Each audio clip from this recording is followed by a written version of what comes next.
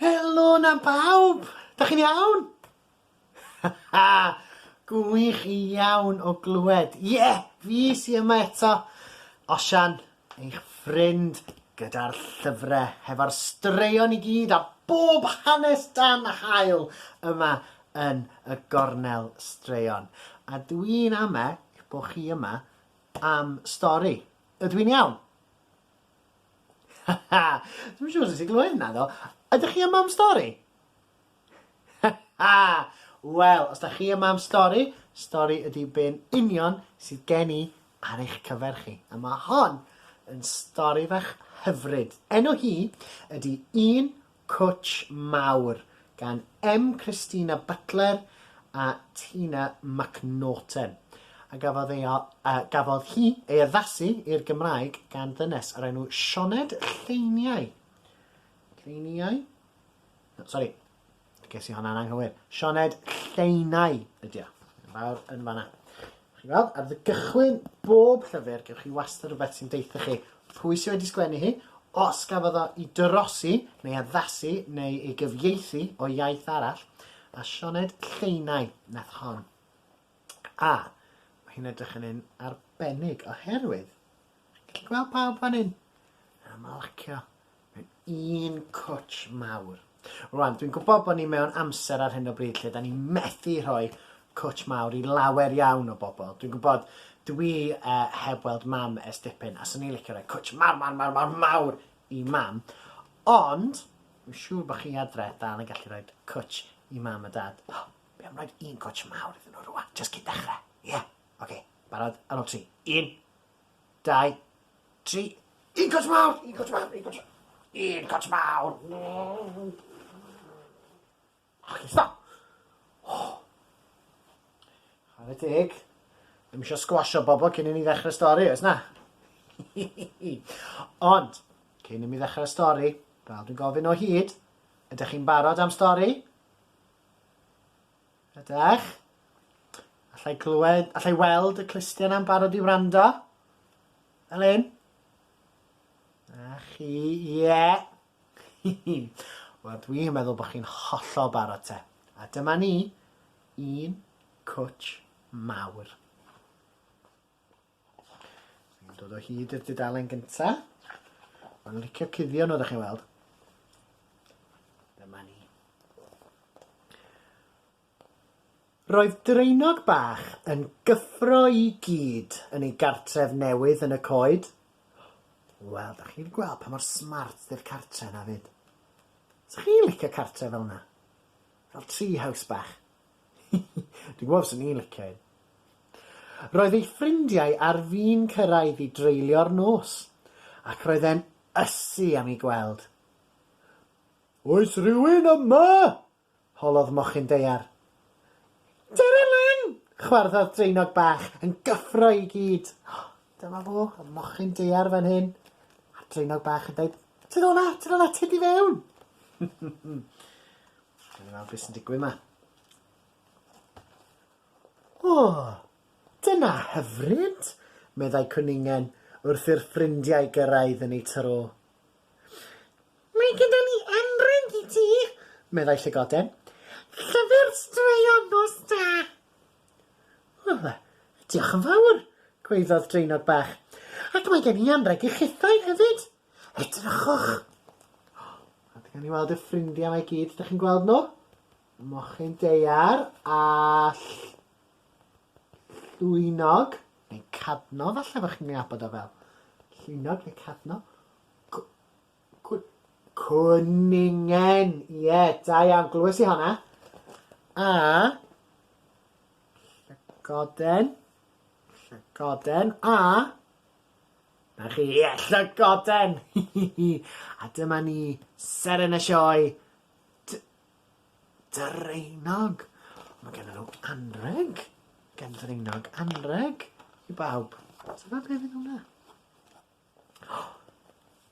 Dyma ni, meddai dreinog bach gan gydio mewn blanced lliwgar cynnes.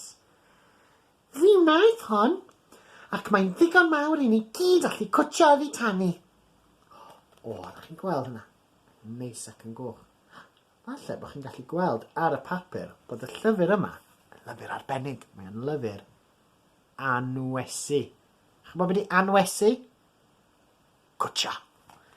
Felly, os ydych chi'n tynnu'r llyfr yma allan o'r llyfrgell, pan ydych chi'n cael mynd nôl i'r llyfrgell, mae'r flanced, chi'n gallu cyffwrdd o, chi'n gallu clywed o.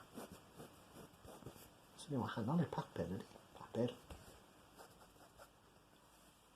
Mae o wir yn hyfrydol. Hudolus, bro.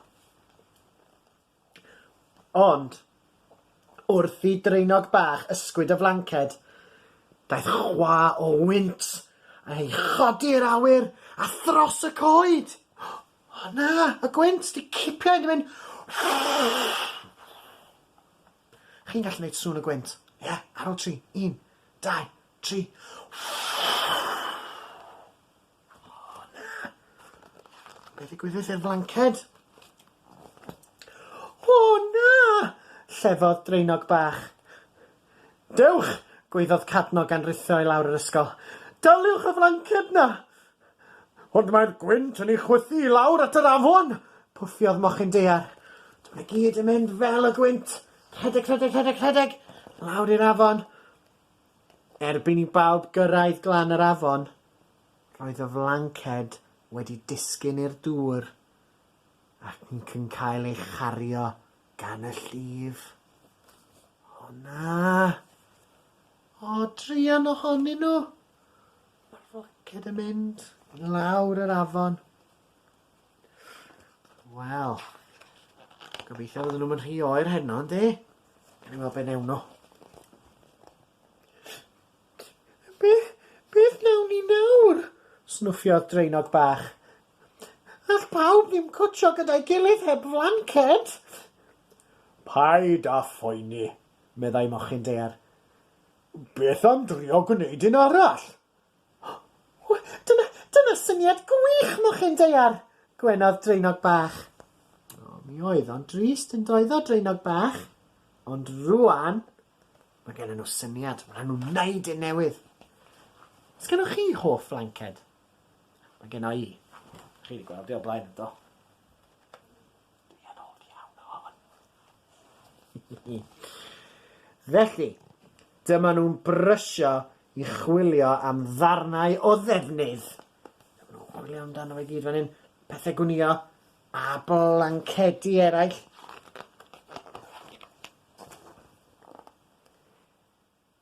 Edrych, dreinog bach, meddai mochyn dear wrth i'r ffrindiau rhannu'r pethau roedden nhw wedi eu casglu. Fe gysgais di ar y glistog yma wedi'r storm fawr chwalu dy di. Achos, mae chi wbeth i ddweud. Mae'r llyfr yma yn un o'r ran o straeon, yn gyfres o straeon. Ambell un arall yn y gyfres hefyd, rhaid chi chwilio amdanyn nhw. Rhyw ddydd. O, do! Dwi'n cofio hynny, o'ch neidiodd dreinog bach. Ac fe ges i gysgu'n gynnes braf o flaen y tân yn dy gartref ti. Dyna fo wneud hwnna. Gweld dreinog bach yn cofio nôl yn y fanna. Tra ma'n wneud y flanced newydd. Dyma farn y lliain, gwychiodd llygoden. Dwi'n cofio defnyddio'r lliain hwn pan gawson ni bicnic wrth gasglu clychau'r gog. Clychau'r gog? Bluebells di rheina, yndi? Smart di rheina. O, drian a ti, llygoden, meddai dreinog bach. Dyna'r diwrnod y syrthiais ti lawr yr hen dwll tywyll hwnnw. Ti'n iawn, chwarddodd llygoden.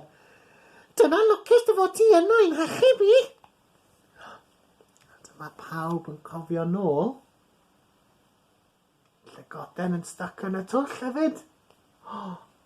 Wel, wir. A lot o atgofion mewn hen bethau ma'n does.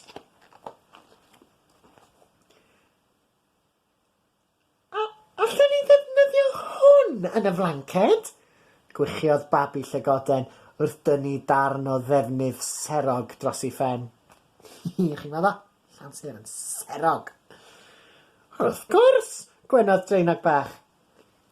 Ydy'n atgoffa ti o unrhyw beth? Wel, ydy, atebodd y llygod bach. Noson y ser gwyb! Roedd honno'n noson arbennig, meddai llygoden, wrth i'r ffrindiau eraill dorri, gwnïo a rhannu ambell stori. Dyma nhw'r ser gwyb i gyd, ydych chi'n gweld nhw? Waw! Rhai bo honna wedi bod yn noson werth chweil. A braf iawn di rhannu stori, ynddi? Just fel da ni'n neud rwan. Ys gennych chi rhywbeth yn y tŷ sy'n hel chi a gofio rhywbeth? Neu hel atgofion? Falle, ar ddiwedd y stori, just cyn mynd i gwely, falle allwch chi rannu atgof efo mam neu dad, neu brawd neu chwaer, neu falle i'ch tegannau i gyd. Cyn bo hir, roedd gwaith ar y flanced wedi gorffen. Bydd pob darn o ddefnydd a ffwyth yn ein hatgoffa o'r holl amseroedd da i ni wedi ei rhannu, meddai Draenog bach. Hon fydd ein blanced ffrindiau. Wel, am syniad da, cytunodd mochyn deiar. Dyna'n union beth yw hi, a phawb wedi helpu i'w chreu. Dychmygwch hwnna. Blanced ffrindiau. Cael i'w wneud bob math o blancedi. Yna glen yndi? Hwrre! Hwrre! Hwrre! Gweiddodd pawb gan ysgwyd ei blanced hardd. Ond, roedd un broblem fach. Roedd yna dwll yn y canol. Diar! Bydd angen mwy o ddefnydd, o'ch neidiodd cwningen. Ydych chi'n gallu gweld yr twll yn y canol? Ydych chi'n gweld o? Ie, dyna chi, lle mae'r llygoden fach yma fan hyn. Diar! Ond does dim ar ôl, llefodd Draenog bach yn drist. Defnyddiais i'r cyfan wrth wneud y flanced gyntaf. Na! Chi'n methu cwtsio dan flanced efo twll yn y canol. Ponsio, ydych chi'n galw beth fel yna? Ar hynny, dyma ddau aderyn bach yn hedfan i mewn yn cario darn o flanced coch. Dyma nhw! Chi'n gweld nhw? Waw! Edrych, Draenog bach! Darn o'r flanced sydd ar goll! Meddai Cadno. Mae'n rhaid i bod nhw wedi ei chodi o'r afon. Clyfar di'r adar yna. Chi'n bod pa fath o adar dyn nhw? Dyna chi, Titw Thomas Las. Titw Thomas, Titw Thomas, Titw Thomas Las. Titw Thomas, Titw Thomas, Titw Thomas Las. Yn gen bach wirion, ond dwi yn mwynhau hi. Diolch, meddai Draenog bach. Mae'n berffaith ar gyfer llenwi'r twll. Dechreuodd Draenog bach wnion brysur unwaith eto. Gweld wrthi? Brysur. Gwnïo. Nawr mae yna ddarn o ddefnydd oddi wrth bob un ohono ni, meddai, ac roedd ei ffrindiau eraill wrth ei bodd.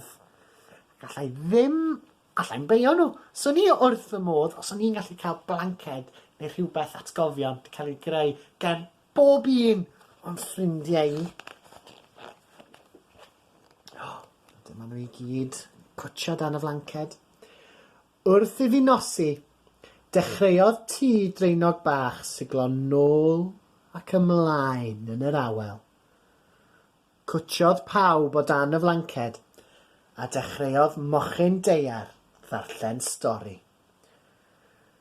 Mae'r ffrindiau i gyd gyda'i gilydd, meddai Draenog bach yn llawen.